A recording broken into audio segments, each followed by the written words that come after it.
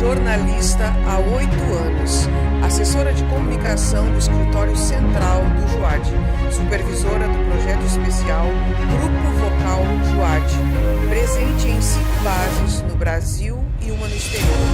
Há mais de 10 anos é ministra de louvor, atuando com 46 líderes e músicos e cerca de 150 juniores e adolescentes. Recebam com muita alegria Tayla Alf Poveda.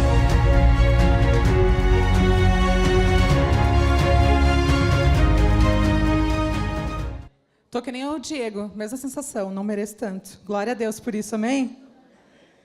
Bom, pessoal, estou aqui para falar com vocês sobre integridade na adoração, com ênfase na intencionalidade. Quem aqui acha que eu vou falar de louvor, levanta a mão com sinceridade.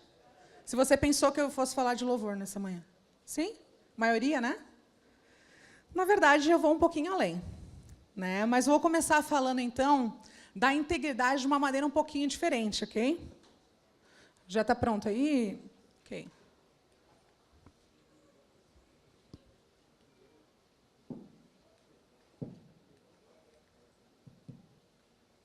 Passa para mim aí. Aí, ok. Eu quero falar um pouquinho para vocês sobre branding. Né? Eu sou jornalista, trabalho com comunicação também. Quem aqui é dessa área de comunicação e marketing? Alguém? Sim? Então, não é grego que eu estou falando para vocês, né? Mas branding é o valor que as marcas empresariais têm. E eu quero falar para vocês sobre a sua marca pessoal. Amém? Então, nós vamos fazer uma tradução desse branding empresarial para um branding pessoal. Então, o branding ele não é o logo. Ele não é o seu nome. O branding também não é a identidade da empresa. O branding também não é o seu estilo. O branding não é o serviço, não é o seu ministério. O branding não é um produto, não é o evangelho que você vende. E o branding também não é o que você diz. O branding é a imagem que Deus tem de você. Por que Deus tem de você? Porque Deus é o único que sabe de todas as coisas. Você pode até construir imagem da sua marca na cabeça das pessoas, mas o único que vai conhecer você de forma inteira é Deus. Peguei uma frase aqui do Walter Landon, responsável pelo branding da Coca-Cola e da Levi's, e ele diz assim: branding é o valor da marca. Produtos são feitos nas fábricas, mas as marcas são construídas nas mentes. Aí eu traduzi para a gente conseguir entender melhor na nossa realidade. Branding é o valor da sua marca. Ministérios são feitos nas igrejas, mas marcas são construídas na mente de Deus. E eu pergunto, e quero que você reflita, e o tempo todo temos falado sobre isso, né? Quem você realmente é? Porque o que você é na minha frente não importa muito, mas o que você é quando você está lá na sua casa? Quando você está com os seus amigos?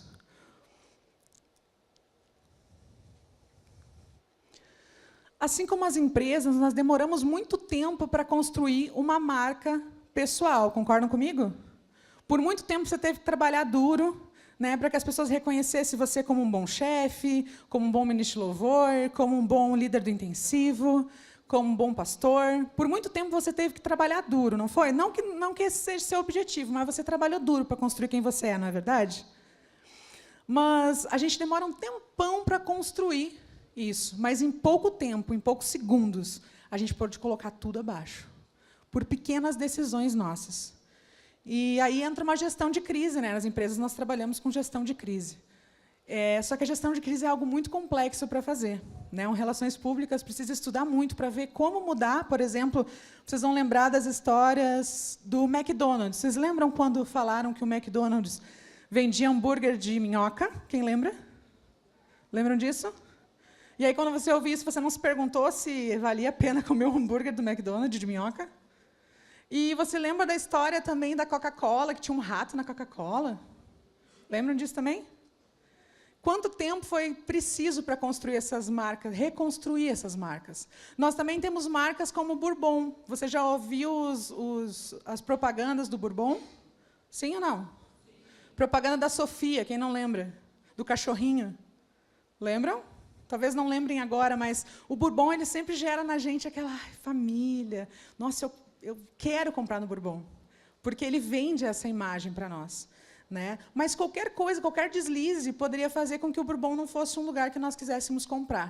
Vocês conseguem compreender a simbologia com a nossa vida, com a nossa marca pessoal? Então, às vezes, você é um bom líder, você está construindo, né? Você tem liderados, você tem muitos juades, você tem construído uma história e, de repente, chega ao seu chefe funcional que você fez algo muito errado. E aquilo se espalha pelas redes sociais e os pais que vão levar o seu juade chegam e dizem assim, eu não quero que meu filho fique com você. Não quero mais que meu filho fique com você. Quanto tempo você pensa que vai demorar para que as pessoas, daquele deslize pequeno, que talvez pode ser que você foi tomar uma cerveja num posto de gasolina com os amigos e tirou uma foto e isso foi cair na rede. E talvez tenha um pai que chega e diz, eu não vou deixar você ficar bebendo por aí, como é que eu vou deixar o meu filho com você? Então, por quanto tempo você vai ter que trabalhar para reconstruir essa boa imagem que você tinha? Então, a minha dica é, cuidado.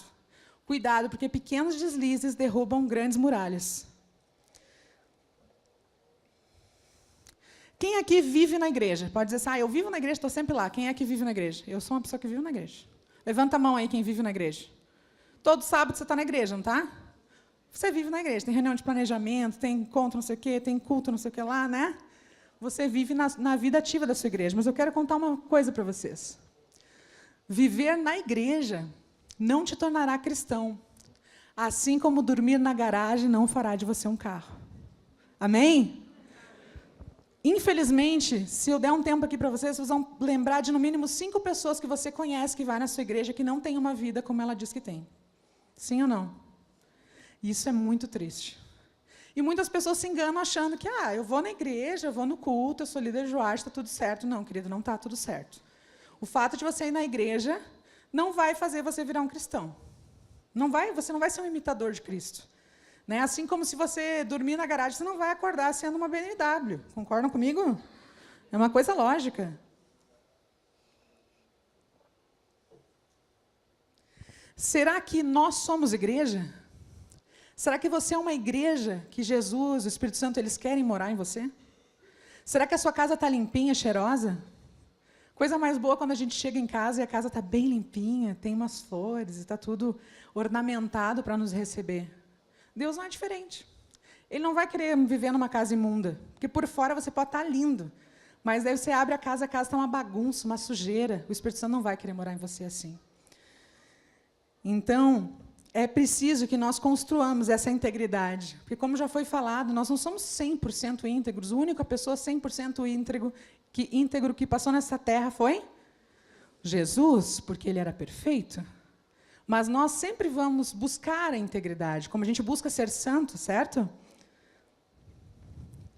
E o meu convite para você é que você realmente tire essa máscara. Porque, às vezes, a pessoa está na igreja, ela é de um jeito. Aí ela está com os amigos dela, ela é outro, ela bota uma máscara diferente. E o meu propósito é que você não deixe para amanhã essa mudança. Que você comece a pensar nesse final de semana realmente aquelas coisas que não condizem com uma vida cristã e tire essa máscara. Você pode ser você aonde você for. Você pode ser você na escola. Samuel foi um exemplo. Nós sabemos que entre os adolescentes é muito difícil ser um adolescente cristão, não é, Diego? O Diego que convive bastante com essa realidade. Por quê? Porque eles são chacotados, eles são humilhados muitas vezes porque dizem aceitar Cristo, né? E conosco não é diferente, mas a gente precisa ter ousadia, a mesma ousadia que o Samuel teve para falar versículos bíblicos numa sala de aula, é o que nós precisamos também ter. Uma ousadia para retirar essa máscara e ser nós mesmos onde a gente for. Bem-aventurado aquele que não se condena a si mesmo naquilo que aprova. Porque quando você aprova coisas erradas, você está condenando a si mesmo. E eu pergunto para você, o que você faz quando você está sozinho? O Diego comentou das redes sociais, do computador, né? O que você acessa quando você está sozinho? Que tipo de música você ouve quando você está sozinho? Que tipo de filme você assiste? Que linguajar que você usa no futebol, por exemplo, né? Como é que você é quando você não está no juade, na igreja? Você é a mesma pessoa? Se você está identificando pessoas diferentes dentro de você, é hora de matar elas e ficar só com uma.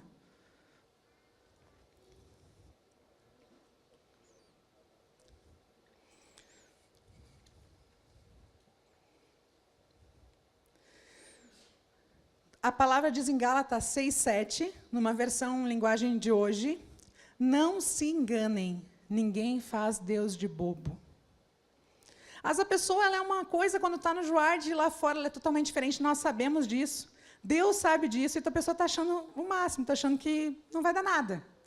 Né? Mas a palavra diz, não faça Deus de bobo, não te engana, você que está sendo bobo, achando que está enganando a Deus. Você nunca vai conseguir enganar Deus. E tem mais um detalhe. Isso eu costumo falar muito para os meus liderados, né? Nada fica oculto aos olhos de Deus e dos líderes. Eu complemento. Porque eu não sei se com vocês acontece a mesma coisa, mas assim, ó, quando alguém faz algo errado, daqui a pouco eu estou no Instagram e eu enxergo aquele negócio que eu não estava procurando. Ou eu vou passando na rua e olho um posto de gasolina e tem alguém lá bebendo. Ou, sabe? Então, assim, Deus, ele traz à tona aquilo que está errado. Para o teu líder, então nós aqui somos líderes, mas nós temos líderes, certo? Você tem o seu pastor, você tem o seu chefe, seu supervisor, enfim, a própria pastora, a pastora também tem os seus líderes, né? E é interessante que a gente pense isso. A gente é idiota quando a gente pensa que as pessoas não vão saber e Deus não vai saber, porque Deus ele é onipresente, onisciente e onipotente. Que parte dessa lição que a gente esqueceu? Sei, ó meu Deus, que sondas o meu coração e que te agradas com a... Deus se agrada com a integridade. E eu te pergunto assim, se a tua vida fosse um reality show, se o tempo inteiro tivesse uma câmera pendurada no seu cangote, a gente poderia passar essa teu reality show no telão na hora do culto, assim, na igreja?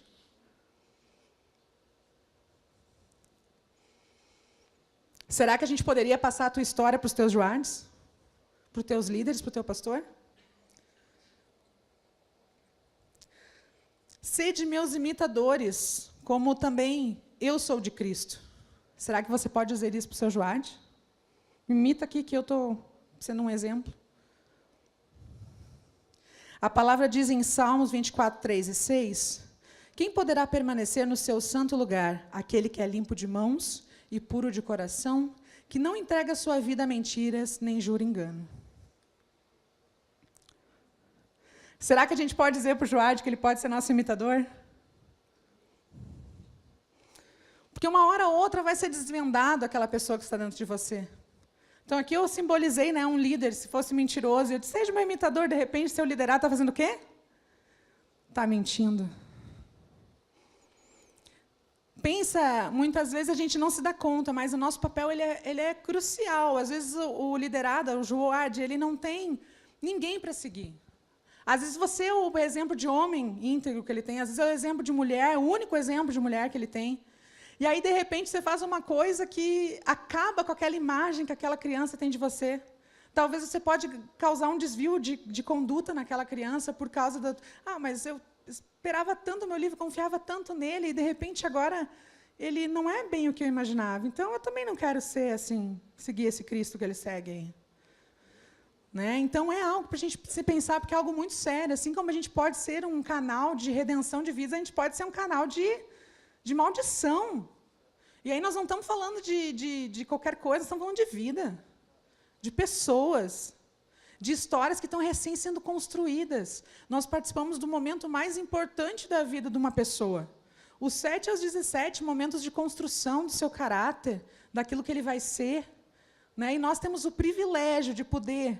Né, fazer uma boa atividade, fazer um excelente trabalho para que ele possa se construir, mas você pode se destruir. Isso é muito sério. Chega de brincar. A igreja está cheia de gente vazia de Deus. Você sabe do que eu estou falando. Você pensa, por que eu vou ter uma conduta se aquele cara que está lá em cima, ministro louvor, é um baita não ser vergonha? Por que eu vou fazer certo se o chefe funcional é isso? Se aquele outro trai a esposa? Se aquele mente? Se aquele bebe? Se aquele sai de noite? Não importa o outro. Quero que você olhe para você nessa manhã. É para isso que nós estamos aqui, para olhar para nós mesmos. Eu vou falar com vocês um pouquinho sobre adoração. E antes de continuar, eu queria sugerir para vocês 2 livros. Esse foi um dos livros que eu li para trabalhar com vocês essa parte. Ele se chama Adoração à Prioridade Suprema. Ele é do John MacArthur. É um livro muito especial, e aqui ele já está dando um pouquinho da letra do que eu vou estar falando, porque muitas vezes a gente pensa que o louvor é adoração. O louvor é uma das maneiras que nós temos de adorar. E aqui está o rapaz deixando a guitarra e indo adorar de outra forma. Porque o louvor é só uma das maneiras de adorar, e é isso que nós vamos desvendar. Outro livro muito bom que eu li, O Adorador Insaciável, do Matt Redman. Esse aqui é mais voltado para quem é músico mesmo, assim, ele trabalha mais nessa linha. Você também pode estar adquirindo, eu achei muito bom. Há um equívoco conceitual da palavra adoração. Ao contrário do que muitos pensam, a adoração não é, em suma, um momento de louvor. Louvar é apenas uma das inúmeras maneiras de adorar a Deus. A adoração ela não pode ser isolada, ligada a um único lugar, a um tempo ou uma ação específica. Então, você não precisa ir na igreja para adorar. Na igreja você também adora. Mas a adoração, ela faz parte da essência humana. Você foi criado para adorar. E aí você vai escolher se você vai adorar a Deus ou se você vai colocar outros ídolos no seu coração. Você foi feito com essa necessidade de adorar. Adorar é um estilo de vida. É o pensar, o falar e o agir. Nós temos isso bem claro no Juad. Como Cristo. E assim a gente adorará perpetuamente. E por isso que o livro diz a prioridade suprema, porque a nossa vida gira em torno de adorar a Deus. Quem aqui já foi constrangido pelo amor de Deus? Já se sentiu constrangido pelo amor de Deus?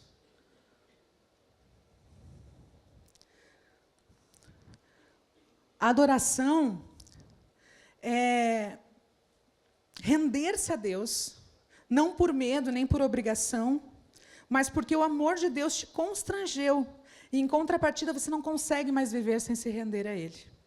Deus, Ele é um líder muito incrível, porque Ele não é um líder que te obriga a fazer as coisas. Ele te deixa muito à vontade para fazer as suas escolhas. E aí, por esse constrangimento, você não consegue viver de outra forma, a não ser adorando a Ele. Você está disposto a renunciar a essas coisas que possivelmente têm vindo na sua cabeça a respeito da adoração? Você está disposto a renunciar aos seus maus hábitos, às suas más condutas? Porque renunciar é um ato de adoração. Adoração é transbordar. É o transbordar de um coração constrangido pelo amor de Deus. A palavra hebraica transbordar, ela significa ferver. E aí, por isso coloquei essa imagem, para a gente lembrar. O coração está tão aquecido pelo amor, que atinge o ponto de ebulir. A adoração é a ebulição de um coração aquecido. Não sou eu que estou inventando isso. Transbordar significa ferver. Será que nós estamos em ponto de ebulição? Ou nós estamos ali naquela água morna que não esquenta nunca? Tem uma palavra em Apocalipse, agora não vou saber dizer a referência a vocês, mas algo que me marcou muito na minha adolescência foi que eu estava num retiro e eles falaram assim, sabe o que Jesus faz em cima dos mornos? Ele vomita em cima dos mornos. Você conhece essa passagem? Ela é forte, mas ela é real. Quantos aqui estão vivendo em mornidão?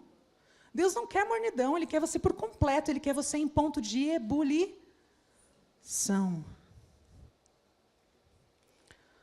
Você não foi feito para ser uma represa, você precisa transbordar.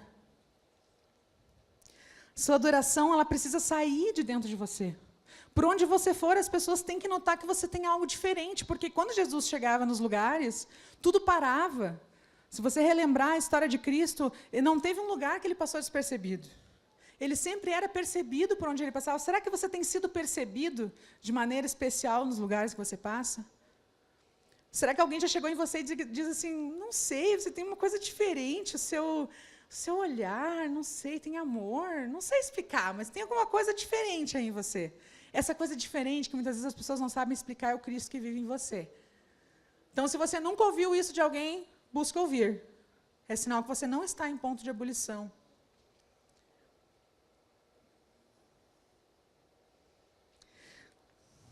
A adoração verdadeira encontra oposição. Se você não está encontrando oposição, possivelmente a sua adoração não tem sido verdadeira. E aqui eu queria dar agora alguns pontos práticos para a gente refletir sobre a questão de adorarmos através da nossa liderança. O primeiro ponto, então, que eu quero trabalhar é que nós possamos conduzir pelo exemplo. E aí eu entro até mais profundamente. Muitas vezes a gente vê os líderes falando assim, eu quero que você faça tal coisa, vá fazer isso para mim. Né? São linguagens que a gente não pode utilizar. Um bom líder disse assim, vamos fazer aquela coisa? Você pode fazer isso?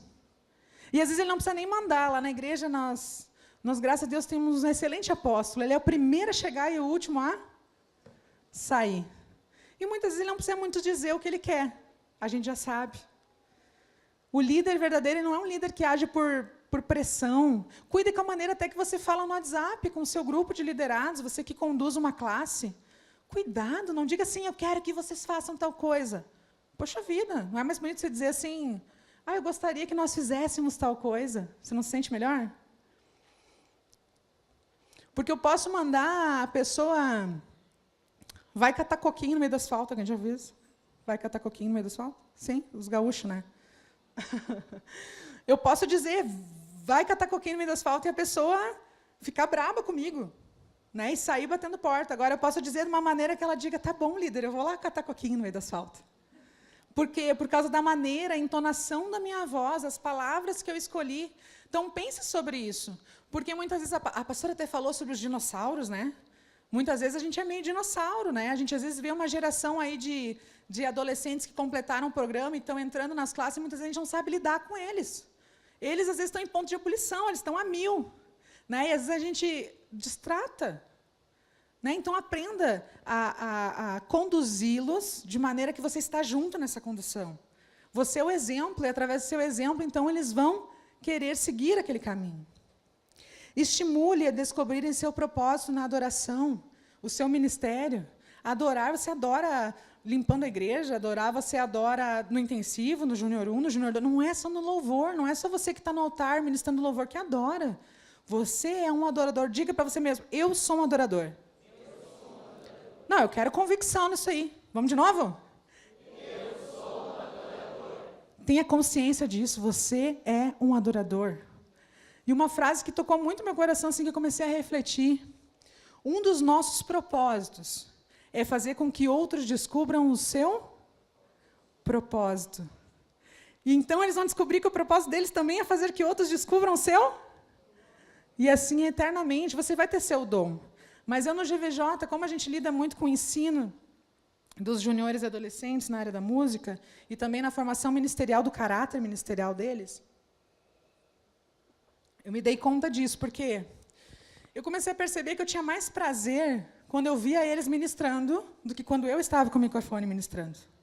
Eu tinha muito mais prazer quando eu via a evolução de alguém do que quando eu mesma estava lá em cima do altar. E eu comecei a perceber que o nosso propósito é fazer com que outros descubram o seu propósito, e essa é a maior realização que você pode ter. Talvez você está lembrando de alguns Juardes que você viu crescer. Os líderes do Samuel devem estar em festa com o que viram aqui. Isso é o maior prazer. É muito mais prazeroso os líderes do Samuel ver ele recebendo essa divisa de honra ao mérito do que ele mesmo, a sensação que ele mesmo recebeu ao colocar a divisa. Vocês conseguem compreender isso? É muito prazeroso. Quando você descobre isso, é algo, liga uma chave dentro de você. E nós, no Juad, a gente tem essa funcionalidade, porque por que tem os projetos nos adolescentes? Alguém sabe me dizer? Por que tem projetos? Por que a gente trabalha com divisas? Por quê? Estou perguntando para vocês. Podem me responder, não precisa ficar com medo. Para desenvolvê-los, o que mais? Por que, gente? Tem que saber por que a gente faz essas coisas. Por que tem projetos? Como? para que descubram suas habilidades. É esse o ponto. Na verdade, a gente tem vários projetos porque a gente quer que eles descubram o seu propósito. Você faz parte de algo muito precioso, talvez você não tenha se dado conta, mas talvez daqui a anos você vai ver alguém, né? Por exemplo, do projeto Música, você vai ver alguém sendo líder do Ministério de Louvor da sua igreja e adorando com o coração. E assim, muito mais. Eu primo muito mais do que a parte técnica, é o coração. Porque muitas vezes a pessoa ela nem canta tão bem, mas quando ela pega aquele microfone e ela começa a cantar, tu pensa, meu Deus, não sei o que está acontecendo comigo, Deus está falando aqui. Né? E às vezes pega um cara lá que domina, que é isso, que é aquilo, que tem diploma, que não sei o quê, e tu não sente nada quando o cara canta, é um show legal. Beleza, muito bonito. Né? Mas aquilo não fala no teu coração. Então a gente precisa ensinar eles sobre essa questão. Talvez o seu Juad, ele não é o melhor, mas ele pode ser o mais esforçado, e Deus honra isso. Porque o Deus está procurando um coração disposto. Aconteceu isso com Davi. Deus falou para Samuel, não olhe para a aparência, porque Davi era minúsculo. Davi não era como os reis. Davi era, ele não, tu olhava para ele, tu não dizia, ele era um pastorzinho de ovelha, né? Então, assim, mas o que Deus procurava nele? Um homem segundo o coração de Deus. E é isso que você tem que ensinar para o seu Juad. Você tem que ser alguém segundo o coração de Deus. E Deus vai te honrar. Eu até brincava com o pessoal aqui. Eu estudei para fazer isso aqui. Então, eu espero que Deus faça a sua parte também, porque eu não sou a melhor pessoa para falar sobre isso. Eu sei disso. Eu tenho consciência, mas eu creio que se eu me preparei, Deus vai me ajudar. E é isso que você tem que incutir no coração do seu Juad. Se você se preparar, você vai ser um excelente administrador de empresa, você vai ser um excelente bombeiro, um socorrista, enfim, tem tantas coisas, né, as profissões e tal. Um excelente pai de família. Terceiro ponto, extrai as potencialidades, que é isso que eu estou falando. Às vezes eu tenho muitos exemplos que aconteceu no coral, quando as crianças entravam. Porque elas não entram cantando, sabe, gente? É difícil alguém que entra cantando. Vocês acham que eles cantam bonitinho assim, que já entra assim? Não. Então, tem que até ter certo cuidado. Teve uma das meninas lá que a gente... ela entrou, ela tinha uma voz muito bonita, ela era bem pequenininha, ela devia ter uns 6 anos naquela época, podia entrar antes, né? E aí alguém pensou assim, vamos dar um solo para essa menina fazer. Sabe o que aconteceu com a menina? Ela fugiu. Mas, por sorte, Deus teve misericórdia da minha decisão ignorante, e ela voltou. E hoje a gente pôde desenvolver ela. Mas você vê que uma decisão minha poderia acabar com o ministério dela? De eu expor ela a algo que ela não está pronta? Ou chegar alguém... Você conhece a Celita? Você não tocava, nem sabia que era um violão. Não cantava um ovo quando entrou. Posso falar, né? A gente é sincera uma com a outra, ela sabe. Né? Ela e a irmã dela, a mãe dela colocou elas no GVJ. Eu lembro até hoje o dia que eu peguei as duas pela mão, levei na cantina, que a pastora Margot, a mãe dela, estava lá. E eu disse assim, deixa eu te mostrar o que tu tem em casa. E elas começaram a cantar em voz, você lembra disso? Né? E aí ela perguntou, o que eu faço para se desenvolver? Eu disse, bota ela no aula de violão, né? Daqui a pouco ela já vai entrar no projeto música, enfim, vai desenvolver. Né? Então, são crianças e adolescentes que, às vezes, tu olha e pensa assim, mas não canta ainda. Mas, se tu for incentivador dela, ela vai cantar.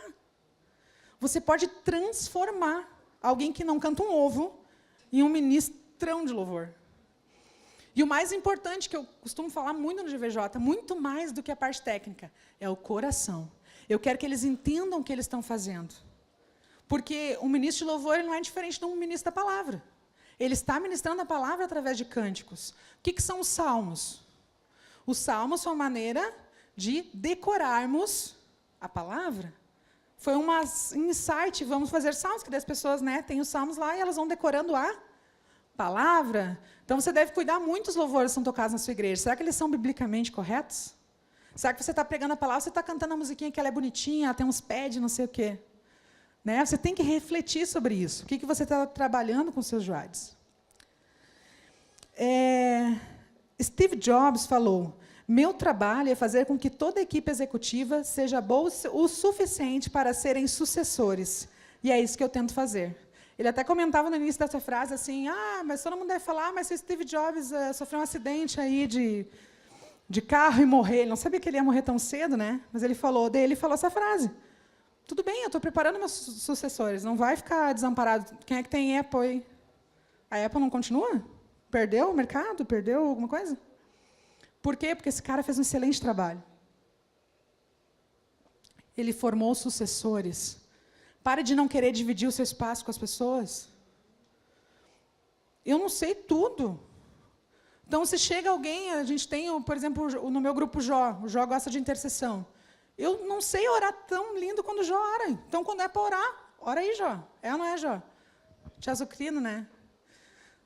Então, azucrino, sabem? Te incomodo. Traduzindo, azucrino. Então, ali tem várias potencialidades. A Nini no GVJ, ela não canta, mas ela é excelente com administrativo. Eu preciso de alguém que organize as chamadas, que ligue para os pais, que responda não sei o quê. Ela faz isso.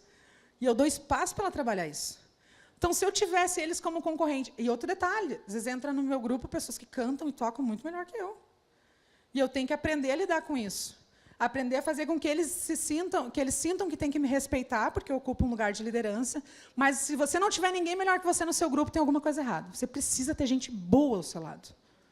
Boa ao seu lado.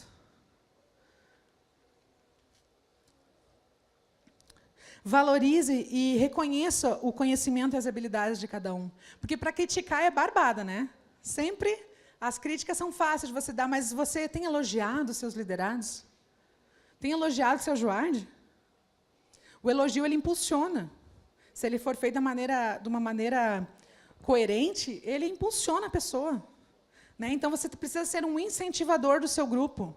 Pare de ser aquele que coloca água fria. Chegou o Juard lá do programa. Acabou de acabar, ótimo. Acabou o programa, completou 17, fez o curso de líder, daí entrou na classe. Ô, líder, eu posso fazer... Não, tu está começando agora, dá uma segurada aí, vai assistir o que os outros estão fazendo aí. Quem é que nunca viu isso? Eu já vi. Talvez eu já tenha até feito. Mas é isso que acontece. É disso que a pastora falava quando falava dos dinossauros. Aprenda a lidar com o que é novo, com o que é mais inteligente que você, com o que sabe mais da Bíblia. Daqui a pouco vai chegar alguém que sabe mais, domina melhor a palavra que você. O que seria do pastor se ele não entendesse essa realidade? Não teria ministério na sua igreja. Porque o pastor não sabe cantar, eu acho. Não sei. A pastora Eliane sabe. Ela não come, mas ela sabe cantar, hein? Então, assim, ele entende que, como corpo, ele precisa que alguém cante. E eu entendo que eu não vou saber fazer capelania, como a pastora Margot faz na nossa igreja, e eu entendo que eu não vou ser tão criativa que nem a Franciele é no intensivo. Eu não vou ter o bom humor dela, sei lá. Tem tantas coisas e qualidades que as pessoas têm que você não tem. Aprenda a viver como o corpo de Cristo. Aprenda a olhar para você e descobrir suas potencialidades sem ficar com invejinha do amigo do lado. Seja inteligente, seu grupo vai ser top demais se você aproveitar os potenciais. Não faça acepção a pessoas. Agregue, estimule o crescimento. Muitas vezes vai chegar no seu projeto alguém que você acha que não tem jeito. A pessoa acha que faz, mas ela não tem jeito. Você pensa, como é que eu vou agregar essa pessoa? Você vai agregar essa pessoa. E aí, talvez um dia talvez essa pessoa seja aquele que ninguém quer. Não sei se alguém já passou por isso, a pessoa andou em tudo que é classe. Ninguém quer, aquela pessoa não tem jeito, ela só faz coisa errada. E a pessoa caiu no teu colo. O que você vai fazer? Vai ser mais um que fica murmurando? Vai ficar com foco no problema ou tu vai ser solução na vida dessa criatura que está perdida? Seja solução, você vai ter o maior prazer de ver essa pessoa evoluindo, de ver essa pessoa se transformando para a honra e glória do Senhor que nos chamou. Pare de fazer acepção. Nós estamos aqui, amanhã vamos falar sobre isso, para incluir e não excluir. A apóstolo Neuci falou muito bem sobre isso. A nossa igreja é uma igreja que não exclui as pessoas. Nós temos buscado isso, e você tem que buscar isso no Juard também. Não exclua as pessoas. Se a pessoa errou, não mande ela embora. Vá ter com ela, vá conversar, orientar. Às vezes a gente pensa que ser pastor é ter um PR na frente. Isso não significa que você não é pastor. Você não tem crianças ao seu redor? Sim ou não? Você não tem líderes ao seu redor? Sim ou não? São as tuas ovelhas. Prazer, pastor, ovelhas. Se você não sabe que você é um pastor, estou dizendo aqui, você é um pastor. Ok? Entenda isso. Aquelas ovelhas estão sob os seus cuidados. Se eles pararem de vir na igreja, vá atrás ver. Porque vocês viram o que Samuel falou? Que algo que marcou muito com ele era a liderança dele ser presente, era muito mais que as atividades. Ele ainda comentou outras partes que a gente não deu tempo de colocar, mas ele dizia assim, eu até dormia na casa dos meus líderes. Terminava o ensaio, eles ficavam conversando comigo. E, para mim, fazer aquilo na escola foi natural. Quantos dos seus Juades pode dizer que é natural ser cristão? Você precisa dar esse acompanhamento que é além. Isso é pastorear. Coloque isso na sua consciência, você pastoreia vidas. Deus, uma vez eu estava no ensaio, o ensaio não estava muito bom do GVJ, né? E eu saí daquela sala meio chateada, e aí Deus falou para mim assim, como você tem usado esse expediente que eu tenho te proporcionado? Você tem usado ele de maneira suficiente para fazer com que eles entendam quem eu sou? Ou você tem feito uma atividade de qualquer jeito? Quantas atividades de qualquer jeito você já fez nessa vida? Ou foi só eu que fiz atividade de qualquer jeito na vida? Não, né? Pare para se perguntar, cada sábado que você vai, não é mais um sábado, é menos um sábado. É menos uma oportunidade que você teve de render aquelas vidas a Cristo. E aí você vai estar fazendo de qualquer jeito. Parabéns. Deus está vendo? E Deus é um Deus de justiça. O que você planta, você? Boa sorte, então, se você está fazendo atividade de qualquer jeito. Os chefes estão amando, né?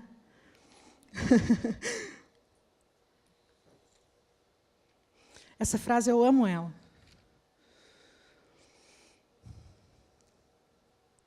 O talento, ele impressiona os homens, mas o coração, ele impressiona Deus. E eu peguei essa foto, porque essa menininha, ela tem esse jeito, assim, quando ela canta, ela transborda. E aí você não nota a diferença, assim? Não que eu estou fazendo acepção às crianças, tá? Não pensem isso, esse era um momento que eu peguei, que a gente pegou na foto. Mas é diferente quando você vê alguém fazendo a sua parte entregue. Daí eu não estou falando só de louvor. Eu estou falando quando alguém te vê trabalhando na sua classe e vê, nossa, como aquela pessoa, ela trabalha com garra. Ela dá o seu melhor. Se você está aqui hoje pensando assim, mas eu não sou tão bom assim, eu sou um... Que bom que você pensa assim. Porque Deus usa as pessoas improváveis para fazer coisas extraordinárias. Eu sou uma pessoa improvável. A pastora também já disse várias vezes que também era uma pessoa improvável. Quantos de nós somos pessoas improváveis? Vocês acham que pelo meu conhecimento técnico eu poderia ser líder de um coral? Nunca. Nunca. Eu apresentando meus conhecimentos assim para a pastora, dizer, pastor, eu posso ser líder? A pastora dizer, não. Mas o que ela enxergou em mim? O meu coração.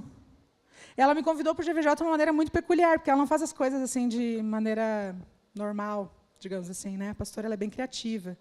E eu tinha feito uma viagem com ela para a Bolívia, e eu fui como jornalista para cobrir, tirar fotos, enfim. Eu fazia o meu trabalho e largava a minha câmera, e eu ia pegar as crianças no colo, eu ia tocar violão, eu ia, né, viver aquele momento. E creio que ela tenha percebido que eu tinha um jeitinho com as crianças, assim, que eu gostava daquilo ali, né? E ela me entregou um DVD, foi um dia na minha sala, eu trabalhava na igreja na época, foi na minha sala, me entregou um DVD e disse assim, olha a terceira ministração, que eles vão precisar de ti, tá? E saiu. Lembra disso? Daí eu peguei aquele DVD, terceira ministração.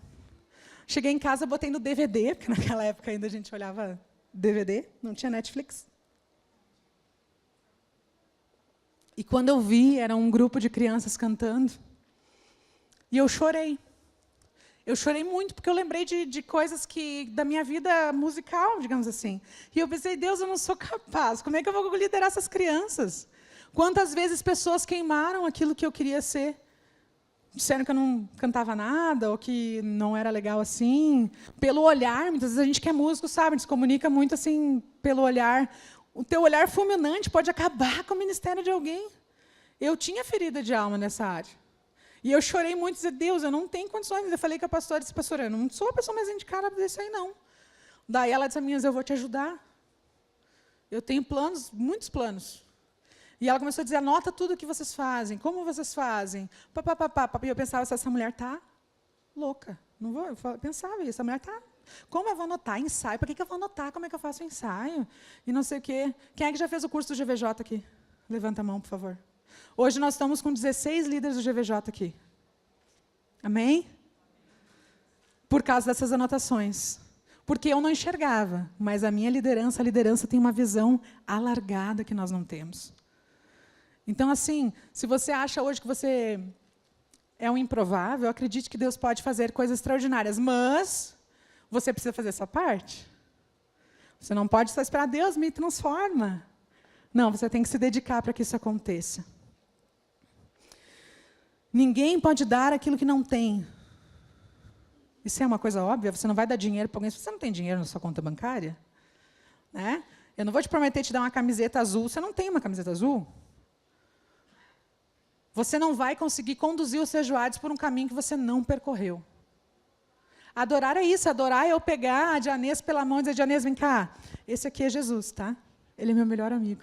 Quer ser amigo dele também? Isso você faz com o teu Junior. Junior, vem cá. Esse aqui é Jesus, ele é um cara fantástico. Tu vai curtir ele muito. Isso é adorar. Pare de pensar que adorar é louvor.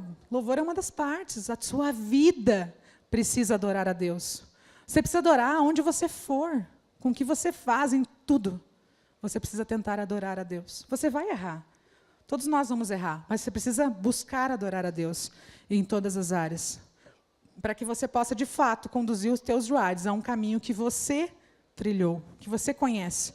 Imagina largar você numa mata que você nunca viu, com o seu joelho de trás, assim. Agora, se você conhece o caminho, o pessoal da aventura aí vai concordar comigo. Se você já fez a trilha, né? O que vocês fazem? O pessoal da aventura, cadê? Alguém da aventura aí? Quando vocês vão fazer uma atividade, vocês não fazem primeiro? A trilha, sim ou não? Primeiro vocês têm que conhecer aquele caminho, daí depois vocês fazem a atividade oficialmente com os joelhos, certo? Isso é coisa que eu estou aprendendo, porque eu sou péssima em aventura, né? O Diego sabe. Mas é a mesma coisa, você precisa trilhar aquele caminho, para que então os seus joelhos possam, porque você precisa ter passos firmes, não é uma aventura. Vem por aqui, galera, vamos lá, aqui é o caminho. Né? Agora, se você fica assim, gente, eu não sei se é bem por aqui, eu não me lembro se é naquela árvore da direita ou da esquerda que a gente dobrava. E os joelhos vão ficar assim, tu não lembra mesmo, líder? O que a gente vai fazer? Tu é a nossa única esperança de sair daqui. Você precisa andar com passos de leão. Pare de ser o gatinho. Como é que um príncipe entra num reino? Imagina uma coisa assim, volta no tempo, tá? Imagina uma coisa medieval, assim, né? Está lá o castelo, o rei, a rainha, e o príncipe chegou da batalha com seus soldados num cavalo branco, já que o Diego falou cavalo branco, né? Com uma roupa, né? Como é que ele entra? Ele entra assim? Não, né? Bota aquela trilha que tu botou na homenagem ali. Tem ela aí?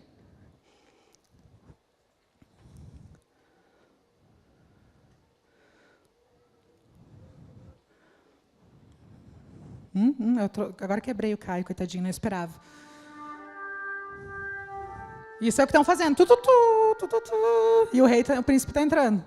É ou não é? Pode baixar, Caio. É ou não é? Sim ou não? Sim, sim ou não? Sim. Você é filho de quem, meu querido? Deus é quem? É o rei? Pare de andar como um gatinho por aí, erga sua cabeça, você é filho do rei. Pare de andar com passos vacilantes, entre com o líder, tem que andar com passo firme. Eu não sei, às vezes as pessoas acham que é diferente ser líder Joá de ser líder numa empresa, numa multinacional. Não tem diferença nenhuma. Por acaso, um líder de uma multinacional andando com passos vacilantes, ele vai fazer a empresa crescer? Não, né? Seja um líder posicionado, um líder que sabe o seu papel, que sabe o seu lugar. Você é filho do rei. Você está aqui para estabelecer o governo e o domínio do Senhor nesse lugar.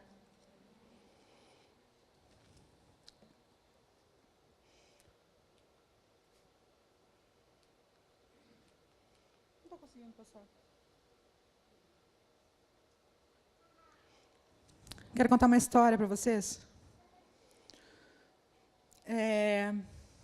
Esse cara aqui contou essa história, tá? Matt Riedman. Matt Riedman era de uma igreja onde os cultos eram marcados por longas horas de louvor. Né? Algumas igrejas talvez ainda são assim, né? O momento de louvor ainda é maior, às vezes até que a palavra. E nessa época que ele está contando aqui, era assim, eram longas horas de louvor. E o pastor investiu na igreja, eles tinham bons equipamentos, os músicos eram excelentes, né? Sempre se apresentava músicas novas, né? Era um grupo de qualidade. No entanto, começou a perceber que o louvor começou a esfriar. As pessoas já não recebiam louvor como era antes. Sabe quando desce o fogo do céu? Não descia mais. Mesmo com tudo que eles tinham de bom, eles passaram a confiar demais nos equipamentos, no som, no seu próprio talento, no repertório. E as pessoas não iam mais para adorar, elas iam para observar. Ah, mas o ministro escolheu uma música, que essa música nada a ver. Né? E muitas vezes a gente vai assim para o culto, achando que o culto é um entretenimento. Eu quero te falar que o culto não é um entretenimento, tá? O louvor tem o simples papel, bem simples, de ajudar você a adorar. Só isso. A gente não significa nada. Aí você pensa que alguém que está no altar é mais que você? Não é assim que funciona. Mas então, o Mike era pastor do Matt Redman, e ele tomou uma decisão. E um dia eles chegaram para fazer o culto, e não tinha nada disso aqui. Não tinha equipamento, não tinha instrumento, não tinha nada.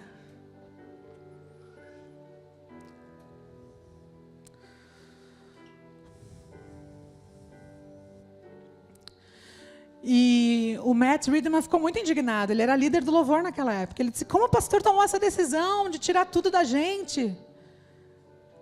E aí Mike disse para eles assim: quando você entra pela porta da igreja, o que você traz de oferta para Deus? O que você vai sacrificar hoje, Matt? E aí eles se juntaram e foram difíceis cultos, imagina? Longos períodos de silêncio, adorações sem instrumento. Foi um tempo muito difícil, mas Deus foi amolecendo o coração daquelas pessoas. Depois de um tempo, o grupo de louvor e o sistema de som reapareceram. Mas dessa vez foi diferente. As canções de seu coração estavam afinadas com as canções dos seus lábios. Foi então que Matt Redman compôs a música Essência da Adoração. E eu quero convidar você a se colocar de pé, para nós cantarmos juntos esse louvor, porque muitas vezes a gente canta e não sabe a história, agora você sabe. Quero convidar você a cantar de todo o seu coração, que nessa manhã você possa ter entendido qual é a essência da adoração.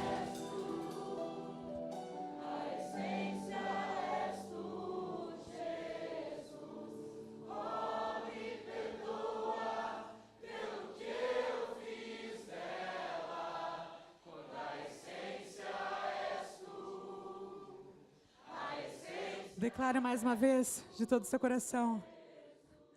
Estou voltando. A essência da adoração.